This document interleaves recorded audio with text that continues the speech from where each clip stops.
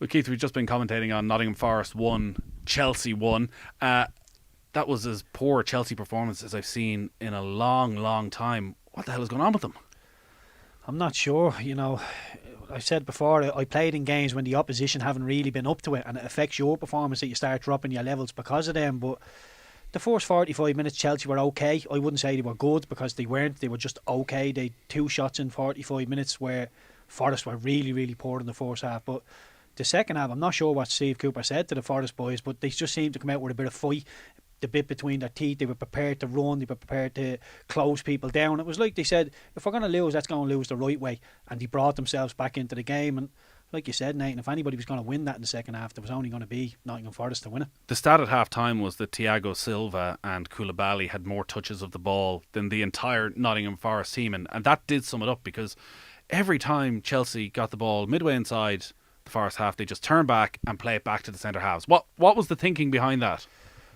I'm not too sure. I think, like I said, when the press is that bad and you're turning back and you have an easy option to play backwards, you just keep the ball because you don't want to be the one that's repeatedly losing the ball. But some of these players are world-class players. When they come in the pitch, they need to go and risk the ball. They have to go and put balls through the eye of a needle to unlock defences, especially a Forest team who are going to drop back into a low block. And there's so many different ways to go and affect a low block. But Chelsea, they were just happy to keep the ball. And it was like Forest said, right, well, we'll put you into a false sense of security. We'll let you be 1-0 up for a certain amount of time, and then we're going to start throwing punches at you. And Chelsea just couldn't get into the race after Forest decided they wanted to go and fight them. I'll be honest, I was one of those who couldn't understand why people would question Graham Potter when he left Brighton to go to Chelsea. It's such a huge job and a huge opportunity. But when you look at that team and that 11 that he put out today, which is such a mishmash of players brought in under 4, 5, 6 different managers, he moulded that Brighton team into something brilliant. He looked like a man who didn't know what to do with those players today.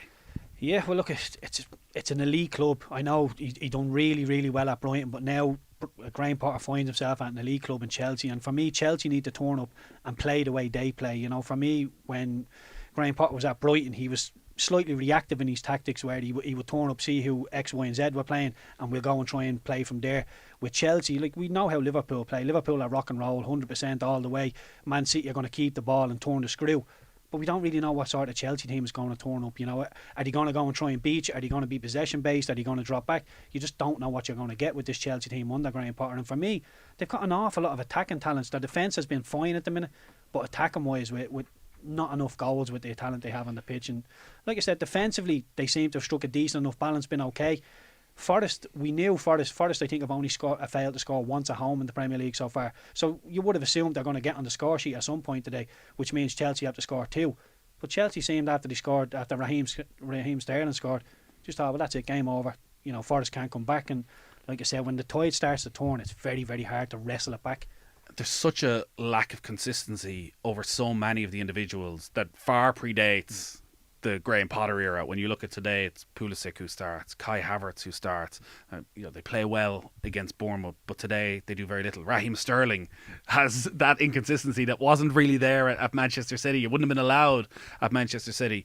And Mason Mount sparked a big debate after the Bournemouth game, where he was excellent as to just how good is he? Like, is he at that very top tier? And the point was made, he needs to do it week in, week out. And we saw today why the question marks are there, because he, against a team of very limited quality in Nottingham Forest, he really couldn't get himself involved in the game.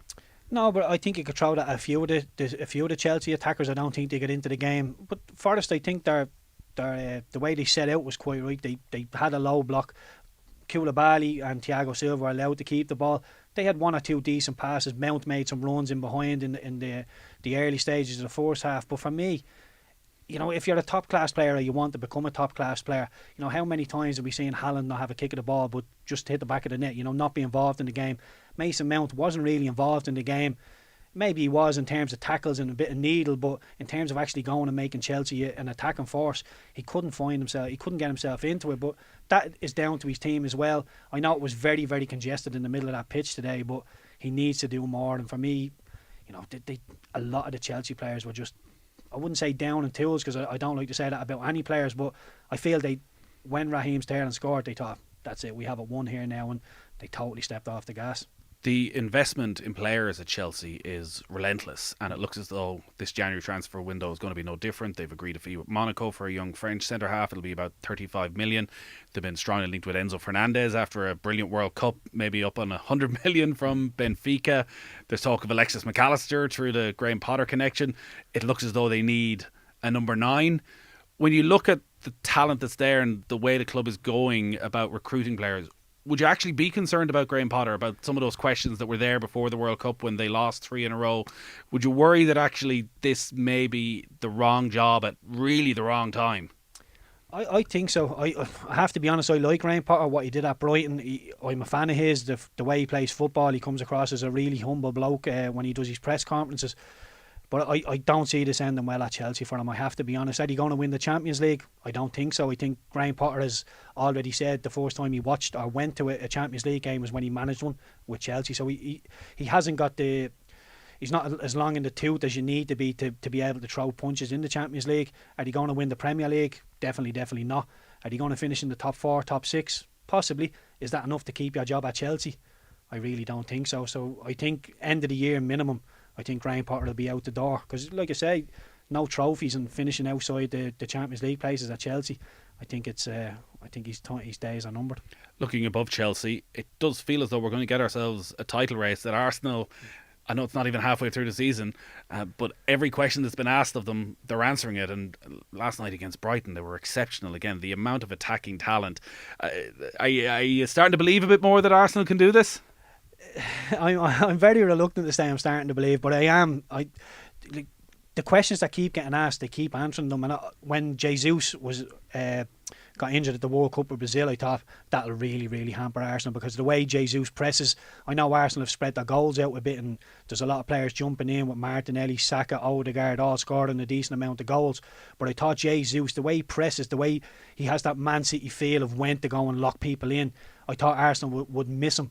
But to be fair, I know they've only played the one game without him, but it's been really, really good. Not a lot of teams go to Brighton to score 4 goals. I know Brighton scored 2 and it could have been squeaky bum time if that third goal had been allowed, but Arsenal are really, really good. Odegaard is he's really starting to surprise me. I knew he was good, but I didn't think he was a goal scoring midfielder good. I knew he could create goals, but he's actually finishing moves off as well. And you look at the likes of Granit Xhaka, you know, his days were numbered when he came off the pitch after being booed by the crowd at the Emirates, and everything's just seemed to click into place at the minute for Arsenal. Look, even if Arsenal don't win the league, if they get Champions League football, for me, we're pushing in the right direction, we're doing the right things, and that would have me happy enough. What are you seeing in Odegaard that excites you so much? Like, somebody who people have been talking about since he was 14, 15 years of age, and he went to Real Madrid, and the progression has been slow, but he's got there now. Like, are you looking at the best midfielder in the Premier League right now? I think he's getting there. He's definitely one of the best young midfielders in the Premier League. Anyway, it's his calmness on the ball. You give it to him when there's 3 or 4 players around him. He'll take 1 or 2 touches, bop it off. And the one thing that he's brought to his game this season is he's ending up in the box, sort of like a Frank Lampard third man runs. He just ends up there and he's hitting the back of the net. And any player who is confident on the ball will take it anywhere, can give you his assist, and will get a couple of goals. I mean, if Odegaard, I think he's 6 or 7 goals now this season. If he can reach double figures, and then you can begin to bank on him to reach double figures every season, Arsenal become a real player then in the Champions League football, never mind for the race for the Premier League. The other side of it is what will happen with Manchester City, where you have Erling Haaland breaking every record under the sun. But aside from Haaland, it doesn't feel as though City are anywhere near where they were over the last couple of years. Defensively, they've quite a few injuries. They look a bit more brittle. None of the midfielders have really come to life. Cancelo, who was arguably one of their best players in the last couple of years, not always in the team. Phil Foden not hitting the same heights as last season. Would you have any doubts about City's ability to go and get that 95, 96 points that they generally take for granted? Well, I think the total will be a lot lower this year to win the league, but I can't see past City. They're like the second favourite horse in the race that has the pedigree. They've done the course, they've done the distance. You're just waiting for them to catch fire at some point. And I know Haaland has scored 21 goals in 15 games. Ridiculous stats he's putting up. But you see how important Kevin De Bruyne was yesterday. He didn't have his best game, and City really did come off it, and Haaland got involved in a physical battle with a couple of the Everton centre halves. And let's not forget, Everton weren't great in the game. It was that one finish from Damari Gray, which was super finish.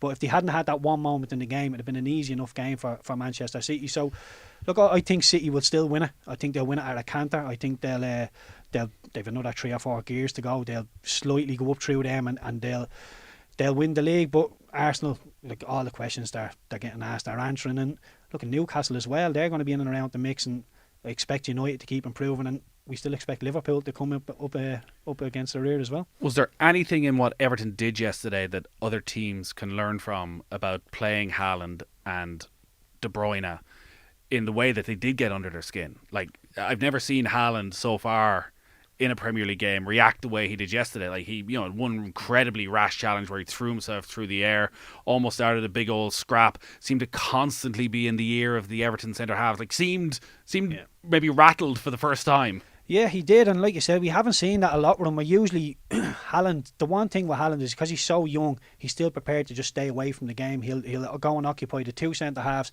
If he doesn't kick the ball, he doesn't care, because he'll be there to put it in the back of the net. But he seemed to want the physical battle. He seemed, when Godfrey trod on his Achilles in the first few seconds, he was on Godfrey's back then for the whole game.